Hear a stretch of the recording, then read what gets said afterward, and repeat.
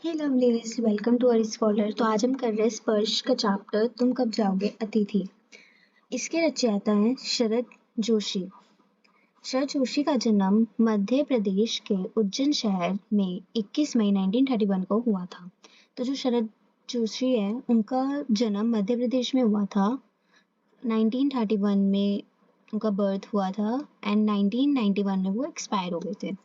इनका बचपन कई शहरों में बीता, मीन्स वो इधर उधर शिफ्ट कर रहेंगे। कुछ समय तक यह सरकारी नौकरी में रहे, फिर इन्होंने लेखन को ही आजीविका के रूप में अपना लिया।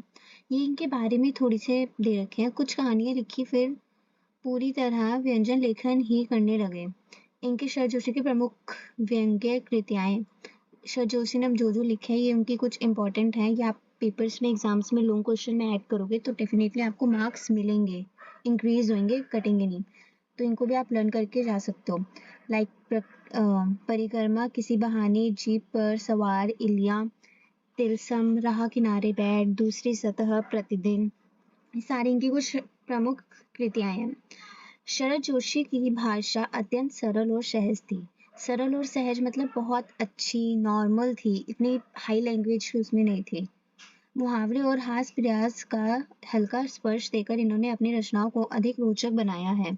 इन्होंने अपनी पंक्तियों में या फिर कृतियों में थोड़े बहुत मुहावरे या कुछ ऐसी ऐसी चीजें डाली है जो इनका जो कृतियां है वो थोड़ी मतलब एकदम रोचक बन चुकी है, क्रिएटेड बन चुके हैं।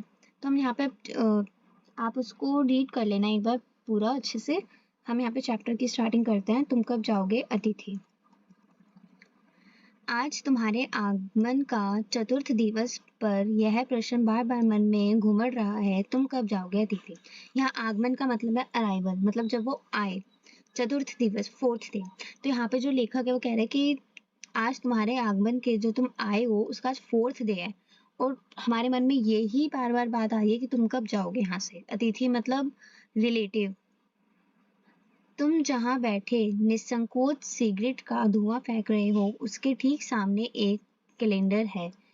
विदाउट हेजिटेशन, निसंकोच मतलब विदाउट हेजिटेशन, बिना कुछ सोचे समझे आप तुम लोग आराम से बैठे हुए हो और वहां पे तुम सिगरेट का धुआं फेंक रहे हो। उसके आगे ही देखो कैलेंडर भी है, देख रहे हो कि इसकी तारीख अपनी सीमा में निम्रता से फड़फड़ाती रही है। निम्रता मतलब मीकनेस। बिना रुके तारीख बढ़ी जा रही है और तुम यहाँ से जा नहीं रहे। यहाँ पे लेखक ये बोलना चाह रहा है। विगत 2 दिन से मैं तुम्हें देखकर तरीके बदल रहा हूँ। तुम जानते हो, अगर तुम्हें हिसाब लगाना आता है कि यह चौथा दिन है। विगत मतलब पास्ट। पिछले 2 दिन से जो लेखक है वो ये कह रहा है कि मैं पिछले 2 दिन से डेट्स जो है वो गिनता जा रहा हूँ कि तुम कब जाओगे, कितने दिनों से यहाँ रुके हुए हो। तुम्हें हिसाब लगाना है कि यह चौथा दिन है, चौथा दिन आ चुका है और तुम अभी तक नहीं गए। तुम्हारे सतत आतिथ्य का चौथा भारी दिन। सतत आतिथ्य मतलब कंटिन्यूअस, मतलब कंटिन्यूअसली तुम 4 दिन से यहाँ हो, पर तुम्हारे जाने का कोई संभावना प्रतीत नहीं होती, बट नहीं लगता कि तुम अब जाओगे। लाखों मील लंबी यात्रा करने के बाद वे दोनों एस्ट्रोनॉट्स भी इतने समय चांद पर नहीं रुके थे। यहाँ पे जो लेखक है वो एस्ट्रोनॉट से डिफाइन करना चाह रहा है कि देखो एस्ट्रोनॉट्स जो चांद पे गए हैं वो भी दोनों कितनी जल्दी वापस आ गए। लाखों मील लंबी यात्रा के बाद भी वो दोनों समय चांद पर नहीं इतने समय चांद पर नहीं रुके, और तुम की यहाँ से जाने का नाम नहीं ले रहे। जितने समय तुम एक छोटी सी यात्रा कर मेरे घर आए हो, तुम अपने भारी चरण कमलों की छाप मेरी जमीन पर अंकित कर चुके हो। उसका कहने का मतलब ये है कि थोड़ा सा ही डिस्टेंस में से उसका घर होगा।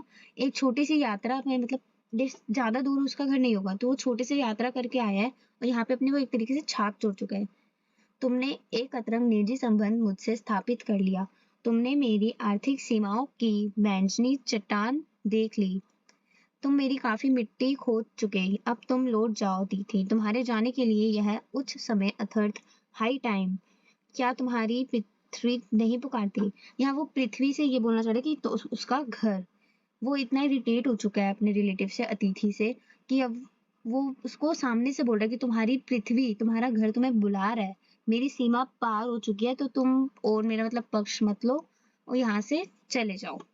अब आप इसको रिलेट कर सकते हो कि अगर आपके घर कोई रिलेटिव आया, अचानक से कोई आ गया और फिर वो इतने दिनों हो गए वो जा ही नहीं रहा, तो आप भी ऐसे मतलब हो जाओगे इरिटेट। तो यहाँ पे वही लेखक इरिटेट हो चुका है। उस दिन जब तुम आए थे मेरा हृदय किसी अज्ञात आशंका से धड़क उठा था। हृदय मतलब हर्ट। अब वो पास्ट में बता रहे कि जिस दिन वो आया था अतिथि, उस दिन क्या हुआ था। उस दिन जो है तिथि एकदम बहुत दिल से खुश था कि कोई आया है। अंदर ही अंदर कहीं मेरा बटुआ कांप गया। उसके बावजूद एक स्नेह भागी भीगी मुस्कुराहट के साथ मैं तुमसे गले मिला था। मतलब जैसे ही वो आया ना, वो शॉक हो गया कि ये क्या हो गया, एकदम से कैसे आ गया। क्योंकि अब एकदम से कोई आपके घर आएगा तो आप शॉक तो हो गई, परेशान हो जाओगे कि कुछ तैयारी नहीं की, ये नहीं हुआ। तो वैसे ही लेखक परेशान हो गए कि एकदम से कैसे आ गए। बट स्टिल उसने अपनी परेशानी को दिखाया नहीं। एक मुस्कुराते हुए चेहरे से उसने उसको गले लगाया और अंदर बुलाया। मेरी पत्नी ने तुम्हें सादर नमस्ते की थी। उसकी पत्नी ने भी उसको आदर किया था, नमस्ते की। तुम्हारे सामान में ओ अतिथि हमने रात के भोजन का एकाएक उच्च मध्यम वर्ग के डिनर में बदल लिया था। वर्ग मतलब कैटेगरी। अब रात के डिनर को उन्होंने बहुत अच्छी कैटेगरी में बदल दिया था, मतलब नॉर्मल नहीं रखा। बहुत अच्छे अच्छे खाना बनाया होगा। इसमें वो ये बोलना चाह रहे हैं। तुम स्मरण होगा कि 2 सब्जियां और रायते के अलावा हमने मीठा भी बनाया था। अब यहाँ पे बता रहे कि उन्होंने क्या-क्या बनाया। स्मरण मतलब याद होगा, रिमेंबर, कि तुम्हें याद होगा कि हमने क्या-क्या बनाया था। 2 सब्जियां, रायता और साथ में मीठा भी था। इस सारे उत्साह और लगन के मूल में एक आशा थी। अब वो इसलिए उन्होंने बनाए कि उन्होंने एक आशा रखी थी। आशा क्या थी अब उनकी, वो देखते हैं। आशा थी कि दूसरे दिन किसी रेल से एक शानदार मेहमानबाजी की छाप अपने हृदय में ले तुम चले जाओगे। तो जो लेखक और उसकी पत्नी है, वो उनको ये लगा कि हमको भी अच्छा अच्छा खाना खिलाता है, 2 दिन के बस मेहमान है, उसके बाद तो ये लोग चले जाएंगे। बट वो नहीं गया। हम तुमसे रुकने के लिए आग्रह करेंगे अगर तुम नहीं मानोगे और अच्छे अतिथि की तरह चले जाओगे। अब कोई आपके घर आया तो आप बोलते हो कि थोड़े दिन और रुक जाओ, थोड़े दिन और रुक जाओ। बट तो वो कह रहे कि हम बोलेंगे बट तुम्हें रुकना नहीं है। वो इनडायरेक्टली ये बोलना चाहते हैं। पर ऐसा नहीं हुआ। दूसरे दिन भी तुम अपनी अतिथि सुलभ मुस्कान लिए घर में ही बने रहे। तो लेखक को तो वहीं पे रहना था, अतिथि को तो वहीं रहना था, वो तो गया ही नहीं। तो लेखक यही कह रहे कि हम ये चाहते थे कि हम तुम्हें फोर्स करें बट तुम रुको ना और चले जाओ एक अच्छे अतिथि की तरह। बट वो नहीं गया। दूसरे दिन भी तुम अपनी अतिथि सुलभ मुस्कान, ये हो गया था। हमने अपनी पीड़ा पी ली और प्रसन्न बने रहे। उन्होंने जो वो परेशान थे उन्होंने उसको दबा के रखा और फिर भी वो खुश रहे उसके सामने। स्वागत सत्कार के जिस उच्च बिंदु पर हम तुम्हें ले जा चुके थे वहां से नीचे उतर हमने फिर दोपहर के भोजन को लंच की गरिमा प्रदान की। अब उन्होंने जो दोपहर का वो भोजन था, पुराने जमाने का वो है, तो वो मतलब नॉर्मल ही सादा खाना खाते हैं। बट यहाँ पे उन्होंने फिर भी अतिथि के लिए प्रॉपर लंच अच्छे से तैयार किया। पर ऐसा नहीं है, दूसरे दिन भी तुम अतिथि के साथ मुस्कान। स्वागत सत्कार के जिस उच्च बिंदु पे हम तुम्हें ले जा चुके थे वहां से नीचे उतरकर दोपहर का भोजन में भी प्रदान की और रात्रि को तुम्हें सिनेमा दिखाया। फिर लास्ट रात में वो लोग सिनेमा देखने भी गए, सिनेमा हॉल मूवी वगैरह देखने। हमारे सत्कार का यह आखिरी छोर था। उनका ये लास्ट पॉइंट था कि अब हम इसको मूवी दिखाने ले जाते हैं, अब वो खुश हो जाएगा और चला जाएगा। जिससे आगे हम किसी के लिए नहीं बढ़े। इसके तुरंत बाद भावभीनी विदाई का ये वह भीगा हुआ क्षण आ जाना चाहिए था। भावभीनी मतलब इमोशनलेस, क्योंकि अब उनको इमोशन उसके लिए कुछ भी नहीं थी। तो इमोशनलेस होके वो बोल रहे थे कि तुम जाओ। वो चाहते थे कि ऐसा हो कि इनका ये लास्ट सिनेमा दिखाए और नेक्स्ट डे वो चला जाए। बट ऐसा नहीं हुआ। जब तुम विदा होते और हम तुम्हें स्टेशन तक छोड़ने जाते पर तुमने ऐसा नहीं किया। तीसरे दिन की सुबह तुमने मुझसे कहा मैं धोबी को कपड़ा देना चाहता हूँ। तो यहाँ पे जो तिथि है उसने लेखक को कहा मैं धोबी को कपड़े देना चाहता हूँ। यह आघात अप्रत्याशित था और इसकी चोट मामूलिक थी। तुम्हारे समीपे की वेल एकाएक यो रबड़ की तरह खींच जाएगी। आगत अप्रत्याशित का मतलब है अनएक्सपेक्टेड ट्रॉमा। मतलब उनको लगा भी नहीं था कि ऐसा वो होगा। एकदम से ऐसा वो हुआ कि अतिथि ने एकदम से बोल दिया कि मेरे को धोबी को अपने कपड़े देने हैं, तो मैं क्या करूं। और उनको ये एक्सपेक्टेशन थी लेखक और उसकी पत्नी को कि वो चला जाएगा। बट यहाँ पे उल्टा हुआ। तो यहाँ पे वो इस चीज में भी शॉक हो गए। एकदम से उनको अनएक्सपेक्टेड ट्रॉमा मिला। इसका मुझे अनुमान ना था। उसने सोचा भी नहीं था कि ऐसा होगा। पहली बार मुझे लगा कि अतिथि सदैव देवता नहीं होता। पहली बार जो लेखक को ऐसा एहसास हुआ है कि अतिथि सिर्फ देवता नहीं होता, हम बोलते हैं ना अतिथि देवो भव, तो यहाँ पे अब अतिथि इतने दिनों से जा नहीं रहा था, तो लेखक को इस चीज से वो हो गया कि नहीं, ऐसा नहीं होता, अतिथि देवता नहीं होता, वह मानव और थोड़े अंशों में राक्षस भी हो सकता है। थोड़े दिन के लिए आए हैं देवता है, ज्यादा दिन जबरदस्ती रुके हुए हैं घर पे, तो वो फिर राक्षस का रूप उन्होंने धारण कर लिया। किसी लॉन्ड्री पर दे देते हैं,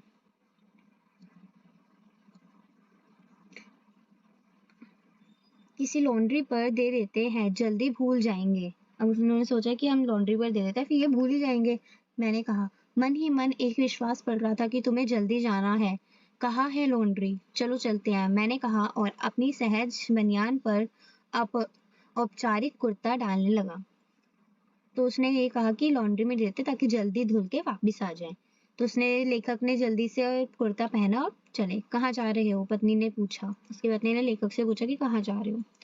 इनके कपड़े लॉन्ड्री पर देने, मैंने कहा। मेरी पत्नी की आंखें एकाएक बड़ी हो गई और वो भी गुस्से में आ गई कि तुम उसके कपड़े लेके धोबी के पास जा रहे हो, लॉन्ड्री जा रहे हो धुलवाने। आज से कुछ बरस पूर्व उनकी ऐसी आंखें देख मैंने अपने अकेलेपन की यात्रा समाप्त कर बिस्तर खोल दिया था। लेखक अपनी पत्नी से मतलब इतना डरता था कि वो पास्ट की बात बता रहे कि पहले भी एक बार ऐसा हो चुका है, बट फिर से ऐसा होगा। पर अब जब वह ही आंखें बढ़ती होती है तो मन छोटा होने लगता है। वह इस आशंका और भय से बड़ी हुई थी कि अतिथि अधिक दिनों ठहरेगा।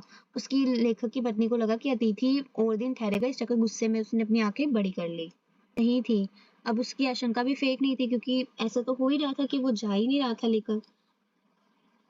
अतिथि, तुम जा नहीं रहे? लेखिका ने पूछा। अतिथि, तुम जा नहीं रहे? लॉन्ड्री पर दिए कपड़े धुलकर आ गए हैं और तुम यही हो। अब लॉन्ड्री पर वो गए और कपड़े धुलकर भी आ गए। तो फिर लेखिका ने पूछा कि तुम जा नहीं रहे? कपड़े भी अब आ गए हैं, तुम्हारे भरकम शरीर से सलवटे पड़ी चादर बदली जा चुकी है, तुम यही हो।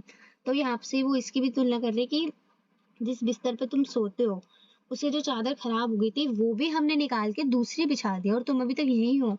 तुम्हें देखकर फूट पड़ने वाली मुस्कुराहट धीरे धीरे फीकी पड़कर अब लुप्त हो गई है। मतलब तुम्हें देख के जो हमें हैप्पीनेस थी वो धीरे धीरे खत्म हो गई है।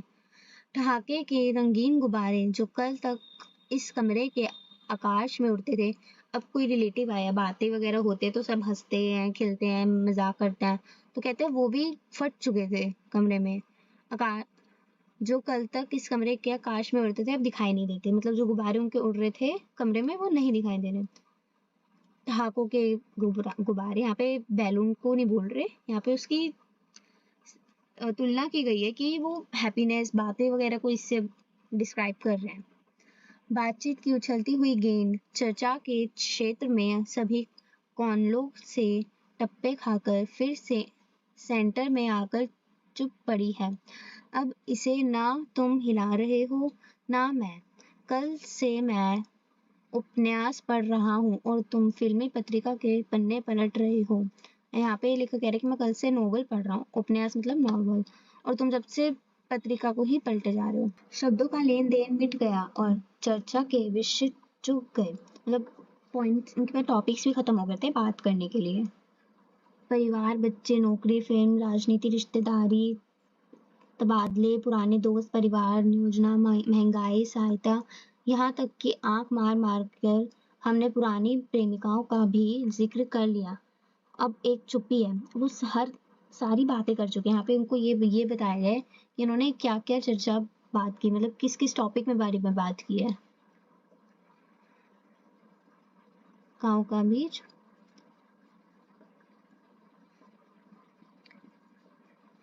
अब उनके बाद टॉपिक खत्म हो गए थे कि वो किस बारे में बात करें। सौहार्द और शनै शनै बोरियत में रूपांतरित हो रहा है। सौहार्द मतलब हार्मनी, धीरे धीरे जो है मतलब बोरियत में कन्वर्ट हो रहा है, बहुत बोरिंग हो रहा है अब सब। भावनाएं गालियों का स्वरूप ग्रहण कर रही हैं, मतलब जो उसके प्रति उसको प्रेम था, लगाव था, वो सारी गालियों में, एब्यूज लैंग्वेज में कन्वर्ट हो रही है कि वो उसको कुछ ना कुछ एब्यूज बोल देगा।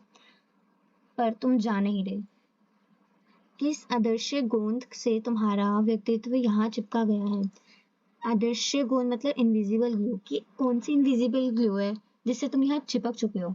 मैं इस भेद का सब रिवार नहीं समझ पा रहा हूँ। बार बार यह प्रश्न उठ रहा है, तुम कब जाओगे अतिथि? उसको बार बार यही प्रश्न आ रहा था कि तुम कब जाओगे यहाँ से। कल पत्नी ने धीरे से पूछा, कब तक टिकेंगे ये? उसकी लेखिका की पत्नी ने लेखक से पूछा कि कब तक रुकेंगे अतिथि? मैंने कंधे उचका दिए। क्या कह सकता था। मैं तो आज खिचड़ी बना रही हूँ, हल्की रहेगी, बनाओ। अब जब से अतिथि आया तब से वो कुछ ना कुछ अच्छा खाना बना रहे हैं। डिनर उन्होंने अच्छा किया, लंच उन्होंने अच्छा किया, तो वो भी परेशान हो चुके थे। तो उन्होंने सोचा कि हम खिचड़ी बनाते हैं, क्या पता वो चले जाएं। तो उसने फिर खिचड़ी बनानी। सत्कार की ऊष्मा समाप्त हो रही थी। डिनर से चले थे, खिचड़ी पर आ गए। अब उन्होंने इतना अच्छा डिनर बनाते थे, वहां से वो डायरेक्ट खिचड़ी पर आ गए। वो ये बताना चाह रहे हैं। अब भी अगर तुम अपने बिस्तर को गोलाकार रूप में नहीं प्रदान करते तो हमें उपवास तक जाना होगा। अब इसका यह कि अगर तुम अपना बोरी बिस्तर लेकर नहीं जाते ना, तो हम खिचड़ी से उपवास में भी आ जाएंगे, फास्ट भी रख लेंगे। तुम्हारे मेरे संबंध एक संक्रमण के दौर से गुजर रहे हैं। तुम्हारे जाने का यह चरम क्षण है। तुम जाओ ना दीदी। वो जबरदस्ती अब बोल रहे कि चले जाओ यहाँ से, हम इतने ज्यादा परेशान हो चुके हैं, उपवास तक जाना होगा। तुम्हारे यहाँ अच्छा लग रहा है ना? तुम अब वो लेखक जो है वो अतिथि से पूछोगे तुम्हें यहाँ अच्छा लग रहा है ना? मैं जानता हूँ दूसरे के यहाँ अच्छा लगता है। अब तुम किसी के घर जाओ तो वहां उसको अच्छा ही लगता है। अगर बस चलता तो सभी लोग दूसरे के यहाँ रहते, पर ऐसा नहीं हो सकता। अपने घर की महत्ता के गीत इसी कारण गाए गए हैं। महत्ता मतलब इम्पोर्टेंस। बहुत सारे सॉन्ग्स वगैरह भी ऐसे बने हैं जो इम्पोर्टेंस बताते हैं घर की, कि घर परिवार कितना इम्पोर्टेंट है हम सबके लिए। तो ये कह रहे हैं कि तुम अपने घर बार को देखो, यहाँ पे क्यों पड़े हुए हो, जाके अपना काम संभालो। होम की इसी कारण स्वीट होम कहा जाता है। घर को इसलिए हम होम स्वीट होम बोलते हैं कि लोग दूसरों के होम की स्वीटनेस को काटने ना दौड़े। तो यहाँ पे लेखक ये बता रहा है कि कोई इतने दिनों तक रहेगा तो वो दूसरों के घर की होम स्वीटनेस काट ना दे, से वो घर ना बना दे। तुम्हें यहाँ अच्छा लग रहा है, पर सोचो प्रिय कि शराफत भी कोई चीज होती है और गेट आउट भी एक वाक्य है जो बोला जा सकता है। तो वो ये कह रहे हैं कि मैं गेट आउट भी बोल सकता हूँ। मैं जितना शराफत से चुप हूँ, नहीं तो मैं गेट आउट बोल के उसे टाइम तुम्हें यहाँ से निकाल सकता हूँ। इसलिए आराम से चुपचाप निकल जाओ। अपने खराटों से एक और रात गुंजयमान करने के बाद कल जो किरण तुम्हारे बिस्तर पर आएगी वह तुम्हारे यहाँ आगमन के चांद पांचवें सूर्य की परिचित किरण होगी। अब यहाँ पे ये बता रहे कि तुम रोज वो खराटे लेता होगा अतिथि। कहता है रोज खराटों से एक और रात गुंजयमान करने के बाद एक और रात गुजर गई खराटों से उसके कि अगली पांचवें दिन की सुबह आ गई। फिफ्थ डे हो गया उसको वहां पे रहते हुए। वह तुम्हें चूमेगी और तुम घर लौटने का सम्मानपूर्ण निर्णय ले लोगे। मेरी सहनशीलता की वह अंतिम सुबह होगी। और वो इतनी परेशान हो चुके हैं लेखक और लेखिका कि वो कह रहे हैं अब ये फिफ्थ डे जो है ना, यहाँ इस दिन वो चला जाए बस, नहीं तो वो ऐसे अब्यूज यूज कर देंगे, फिर जबरदस्ती इसको भेज देंगे। उनकी सहनशीलता भी खत्म हो चुकी है। उसके बाद मैं स्टैंड नहीं कर सकूंगा और लड़खड़ा जाऊंगा। मेरे अतिथि, मैं जानता हूँ कि अतिथि देवता होता है, पर आखिर मैं भी मनुष्य हूँ। मैं कोई तुम्हारी तरह देवता नहीं। एक देवता और एक मनुष्य अधिक देर साथ नहीं रह सकते। कह रहा ठीक है मैं मानता हूँ तुम देवता हो, लेकिन मैं भी मनुष्य हूँ। देवता और मनुष्य इतना टाइम भी साथ नहीं रह सकते हैं। मैं तुम्हारी तरह देवता नहीं, मैं तुम्हारी तरह देवता नहीं हूँ, नॉर्मल मनुष्य हूँ।